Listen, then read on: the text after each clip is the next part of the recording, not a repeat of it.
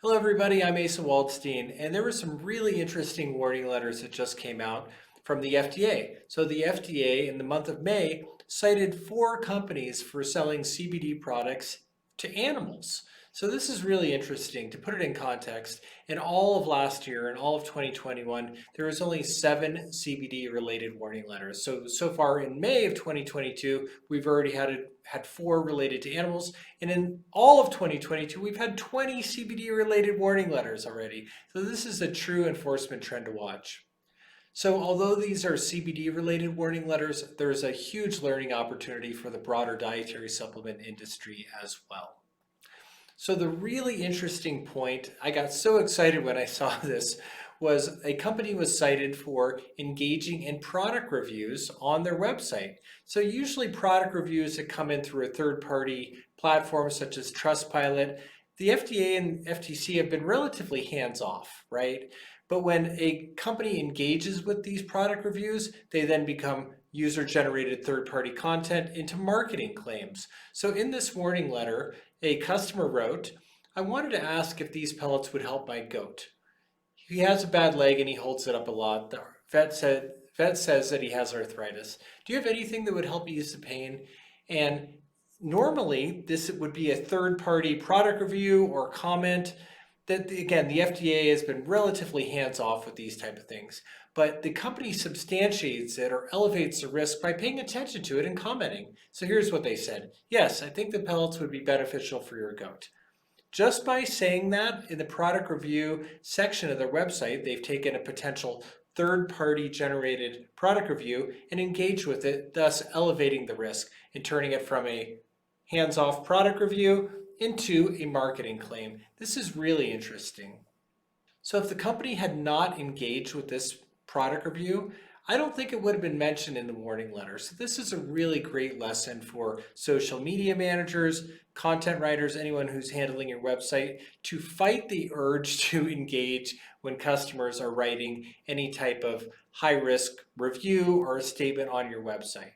Now, this is kind of a gray area, and again, the FDA has been pretty hands-off. So let's take this lesson and expand it to the broader social media platform, right? So on social media, there is some warning letter precedent. It hasn't happened for a while that a company was cited for liking a post on their company's social media wall, such as Facebook or Instagram. And so by liking the post that has a disease claim, the company then substantiated it and turned it from a potential user-generated third-party product review or statement into a marketing claim. This is the same lesson which can be applied here. So again, fight the urge to engage or showcase or highlight or pay a lot of attention to customer reviews that include disease claims. So these letters also include what I like to call the greatest hits of what not to do. They include old social media posts, claims made in blogs, videos, hashtags, and claims made in testimonials too. So there's a lot of great learning opportunities in these group of warning letters. I'd also like to point out that in the CBD animal-related warning letters, the following statement applies in all of these FDA warning letters. I'll go ahead and read it. "The agency is particularly concerned that you market one of your CBD products for food-producing animals." So I found this really interesting, and my takeaway or my key takeaway for myself is the FDA has a narrowing position on the allowance of CBD, not just in dietary supplements, but also in things that people would eat in the food supply in food-producing animals. Now, it's really important to note that in all these warning letters, high-risk disease claims were present. So probably step number 1 in reducing risk is to remove high-risk disease words on all online and marketing platforms, social media posts, blogs, everything. So, of course, hashtags are also mentioned in this warning letter, such as a Haniel warning letter, and the link to the full post will be in comments here. So on May of 2019, that's a really old social media post, right? Pay attention to these old social media posts. There is hashtag anxiety, hashtag arthritis, hashtag pain, hashtag seizures, hashtag cancers, so on and so forth. So again, hashtags are a great way to attract attention and garner a warning letter. So blogs are also mentioned in this warning letter.